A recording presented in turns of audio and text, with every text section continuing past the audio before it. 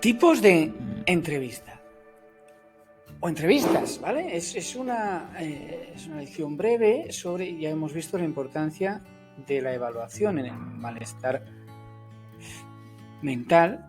Las entrevistas puede ser, en primer lugar, una entrevista inicial, donde, bueno, se inicia el proceso de relación ya entre el sujeto adicto o el entorno y donde, digamos, se identifica el motivo de la consulta sobre todo y se abre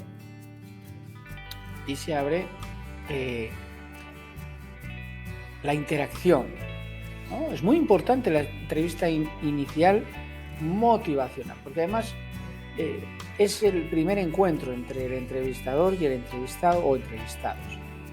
La entrevista de información, segundo tipo de entrevista, ya es una entrevista en la complementaria a esa entrevista inicial, donde, lógicamente, conocemos más datos sobre la situación, sobre el sujeto. Ahí puede incluirse entrevistas a familiares o se pueden realizar con profesionales externos. Luego está la tercera entrevista biográfica o lo que se conoce como anamnesis. Entrevista biográfica, donde vemos la vivencia familiar, el organograma familiar, se recogen indicativos evolutivos más significativos del proceso. Se sigue un esquema generalmente por áreas de desarrollo y se organiza cronológicamente, ¿no? Esta importancia de lo organigrama. Luego, la entrevista de devolución. Se conoce así porque el entrevistador informa sobre un diagnóstico aproximado, inicial, etcétera, sobre un pronóstico, no solo un diagnóstico, sino también un pronóstico, y sobre todo estrategias terapéuticas o estrategias de acompañamiento que se van a plantear. Es muy importante esta entrevista de devolución, así como la inicial, para mantener esa motivación y ver qué vamos a hacer, qué podemos hacer, qué soluciones podemos presentar. Y luego ya finalmente la entrevista de alta clínica, ¿no? O se conoce, o la entrevista de alta clínica, donde ya se realiza para finalizar, cerrar el caso, finiquitar el caso, despedir el paciente al sujeto, el sujeto adicto, del entrevistador, su entorno, y puede que sea temporal, pero finaliza porque se ha cumplido finalmente el objetivo por el que ha acudido la persona, y que es muy importante saber terminar. A veces, sobre todo si se crean círculos de dependencia entre paciente y equipo multidisciplinar, hay que saber cortar.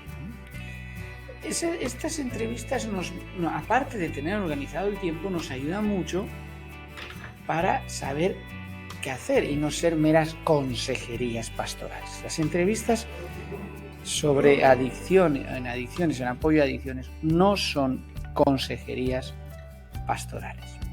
El buen entrevistador decíamos que era empático, que tenía calidez humana, honesto, ético, competitivo, pero en el sentido de la competencia, en el sentido de la profesionalidad, ¿no? Por eso, cuidado, porque las entrevistas, digamos que es un momento crucial, es una ya operación inicial del proceso y nos va a servir de mucho. ¿Qué aspectos evaluamos en la entrevista? Sobre todo la apariencia, la conducta general, el estado de ánimo del paciente, del sujeto adicto, ojo, de toda la familia, el curso del pensamiento, cómo se razona, si aparece en el error del adivino, si aparecen pensamientos irracionales, etc. Las áreas del lenguaje son fundamentales para ver si hay medicación, es decir, la comprensión auditiva, comprensión léxica, la fluidez en las ideas, la denominación, ¿vale? ¿Cómo denominamos la situación? ¿Qué te ocurre? No me pasa nada, eso mis padres, que son unos exagerados, ¿no? ¿Cómo denominamos lo que me ocurre? La repetición, la lectura, la escritura, saber definir, saber leer. Esto es importante.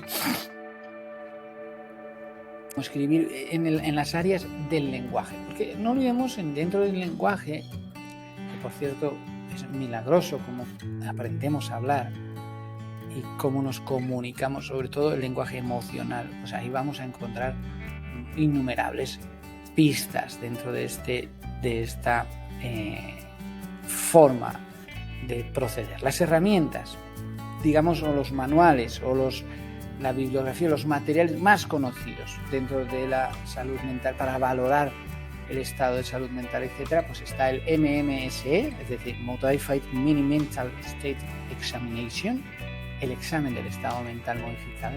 Estos son manuales, ¿vale? Es decir, que nos pueden ayudar. O el MOCA, es el Montreal Cognitive Assessment, la evaluación cognitiva de Montreal, o el SPMSQ, Short Portable Mental Status Questionnaire, la escala Pfeiffer.